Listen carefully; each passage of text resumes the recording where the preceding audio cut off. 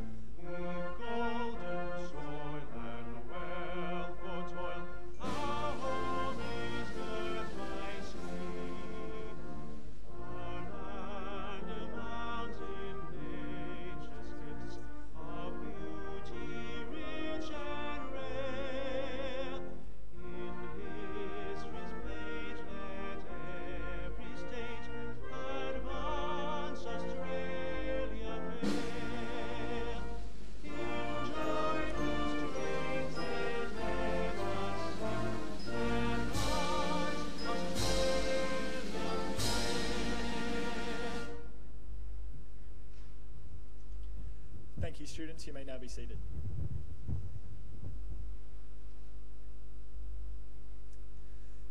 The Australian War Memorial was the vision of Charles Bean, Australia's First World War official historian.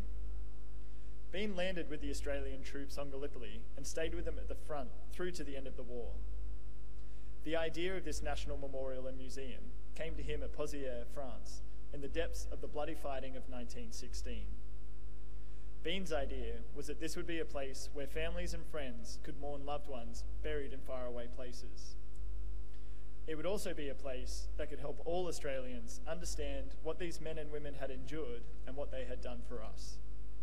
Bean's vision, to which we remain true, is best expressed as inscribed in the entrance to the memorial's galleries. Here is their spirit, in the heart of the land they loved, and here we guard the record which they themselves made. Tonight, we will read the story behind just one of those on the Roll of Honour, which lists the names of more than 102,000 men and women who have given their lives for us in a war and operations for more than a century. But first, we present a lament, Flowers of the Forest. Wreaths or floral tributes will now be laid at the base of the Pool of Reflection.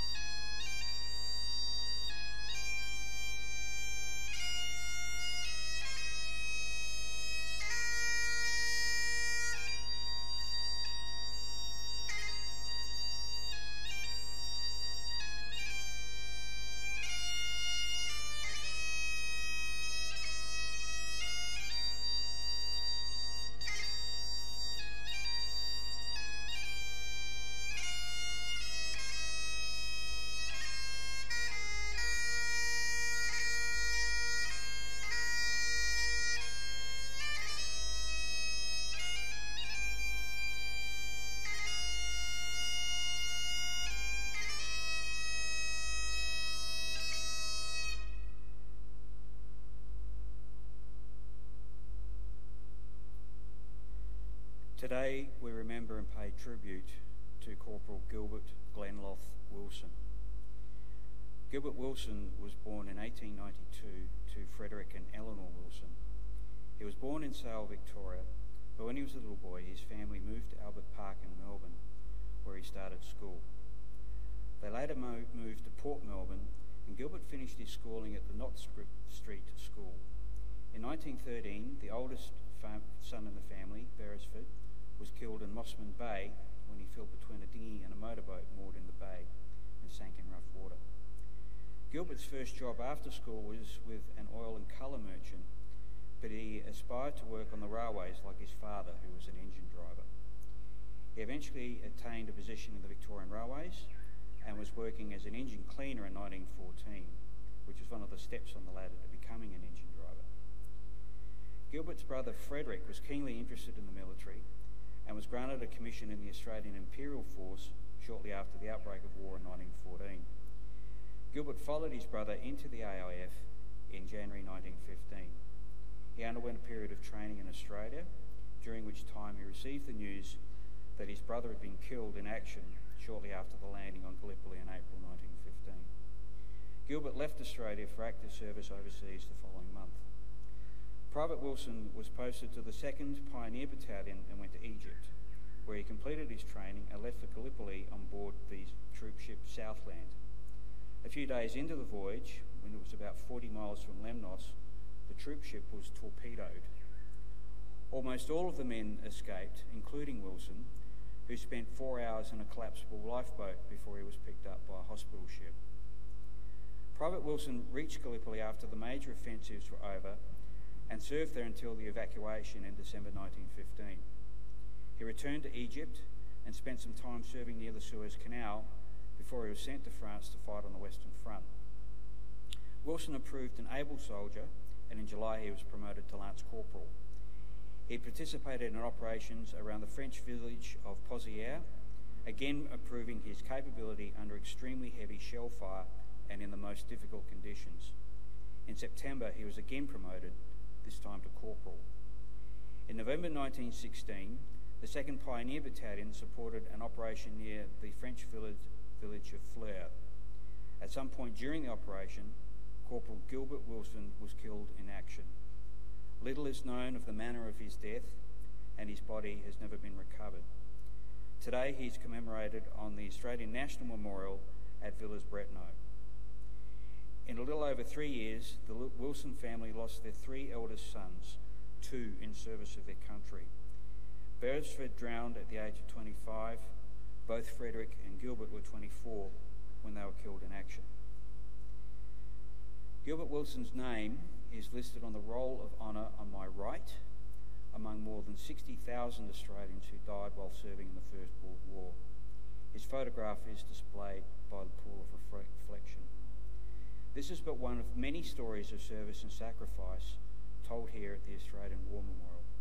We now remember Corporal Gilbert Glenloth Wilson, who gave his life for us, for our freedoms, and in the hope of a better world.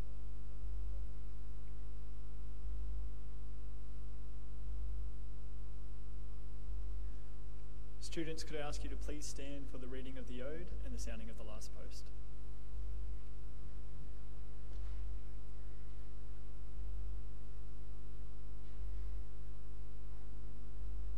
They shall grow not old, as those of us left grow old. Age shall not weary them, nor the years contemn. At the going down of the sun, and in the morning, we will remember them.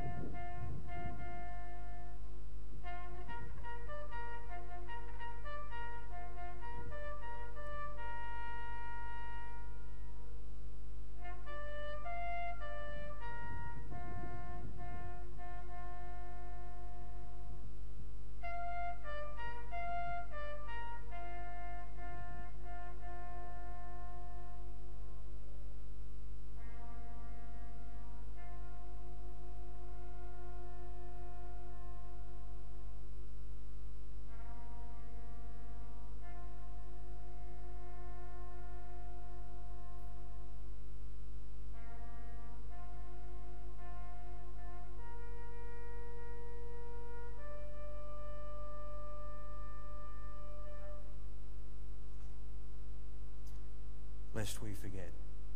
Lest we forget.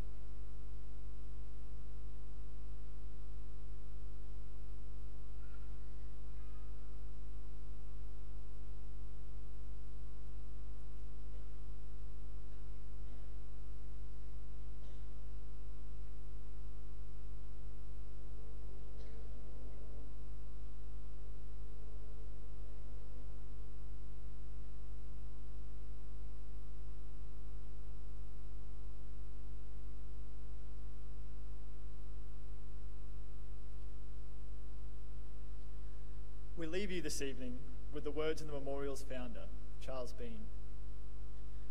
Many a man lying out there at Poziere or in the low scrub at Gallipoli, with his poor, tired senses barely working through the fever of his brain, has thought in his last moments, well, it's over. But in Australia, they will be proud of this. Ladies and gentlemen, that concludes the last post ceremony. We thank you for visiting the Australian War Memorial, and we wish you a very pleasant evening.